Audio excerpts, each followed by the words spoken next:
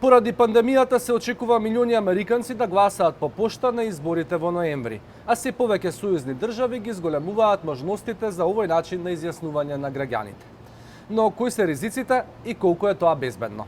Председателот Доналд Трамп смета дека гласањето по пошта може да биде злоупотребено, да ги зголеми неправилностите и да го одложи сумирањето на резултатите. You won't know the election result for weeks, months, maybe years after. Maybe you'll never know the election result, and that's what I'm concerned with.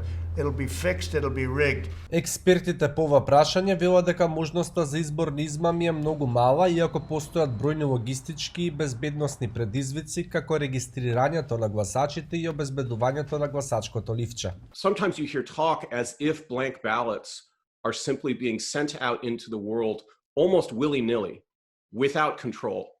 And that's simply not the case. Процесот според експертите исклучува можност за грешки. Граѓаните добиваат гласачко ливче и посебен плик. Откако ќе ги пополнат, ги праќаат по пошта или ги оставаат во специјална кутија намената за тоа. Во центар за собирање на податоците, компјутерски се проверува дали потписот на пликот се совпаѓа со потписот на гласачот кој го има во системот. The voters' personal information and the concreteness of their reality have been physically dissociated from each other.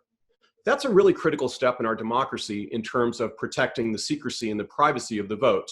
Какви било грешки, например, ако не достига потпис или ако тој е погрешен, се испраќаат на разгледување кај специјален тим за таа намена. Анкетите покажуваат дека се повеќе американци сакаат да гласаат по пошта во ноември, но има подвоеност околу тоа дали тоа е навистина сигурно. Democrats are much more likely than Republicans to say right now that they'd like to vote by mail. Зголемувањето на учеството на гласачите во некои сојузни држави би му помогнало на Бајден, во други како што е Флорида се очекува корист да има Трамп. Сепак некои истражувања покажуваат дека гласањето по пошта не и дава предност ниту на една партија. Experience of vote by mail states and no excuse absentee voting states is that allowing that additional means of voting increases turnout across the board for both Democrats and Republicans by about 8 percentage points. САД имаа долга историја на гласање во отсуство. Започнало во 1864-та, кога и двете страни од Американската граѓанска војна им дозволиле на војниците да гласаат за претседател од боиштата. Од тогаш некои држави имаат дозволено гласање во отсуство поради воена служба,